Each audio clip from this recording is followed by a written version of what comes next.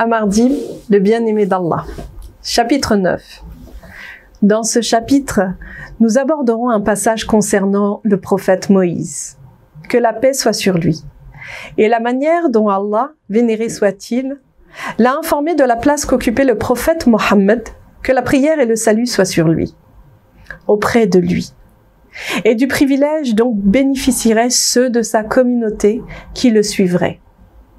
Quand Allah a fait descendre le livre saint de la Torah sur le prophète Moïse, que la paix soit sur lui, il proclama dans celui-ci: celui qui m'a trouvé et ne croit pas en Mohammed, que la prière et le salut soient sur lui.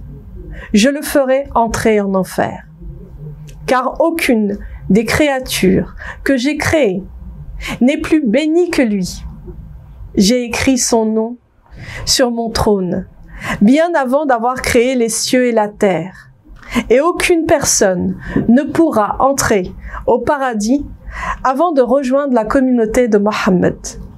Que la paix et le salut soient sur lui.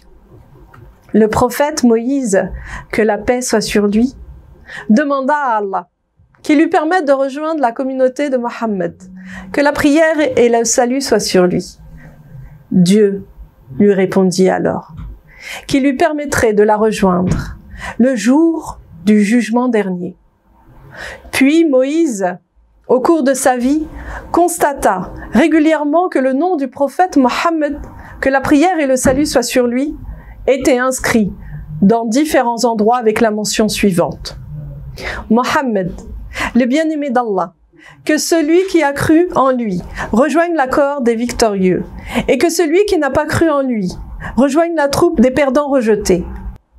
Ainsi il comprit la place prépondérante et unique qu'occupait Mohammed, que la prière et le salut soient sur lui, auprès d'Allah.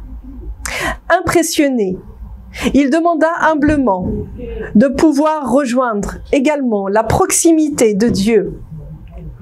Alors, Allah lui répondit: si tu souhaites te rapprocher de moi, pratique continuellement la prière sur le prophète Mohammed, que la prière et le salut soient sur lui, et ne l'abandonne jamais.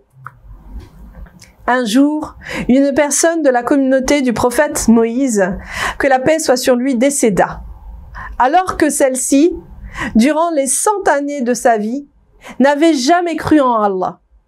Il fut décidé que son corps serait jeté dans une décharge d'ordures et qu'aucune prière ne serait célébrée sur lui. Allah dit à Moïse: que la paix soit sur lui, va prier sur cet homme, Moïse. À quoi Moïse, que la paix soit sur lui, répondit: oh Allah, cet homme, durant les 100 ans de sa vie, n'a jamais cru en toi.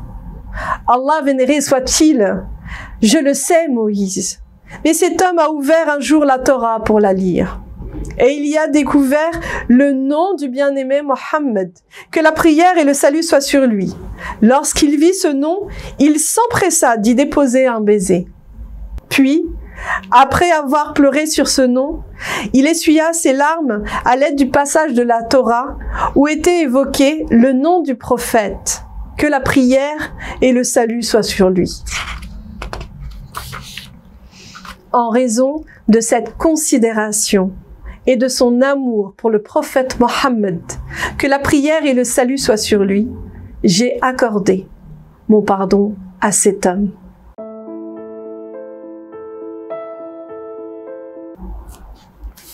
Ce qu'il faut retenir de ce passage, d'abord, que le prophète Mohammed, que la prière et le salut soient sur lui, reste la clé du paradis, qu'il convient de l'aimer et de le prier pour gagner la clémence d'Allah et sa miséricorde.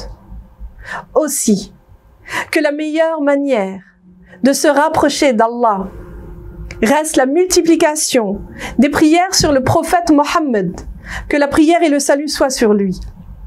Nous comprenons également dans ce chapitre que c'est par l'amour et la considération pour le prophète Mohammed, que la prière et le salut soient sur lui, que nous pouvons gagner le pardon du Seigneur et l'expiation de nos péchés, même lorsqu'ils sont graves et nombreux.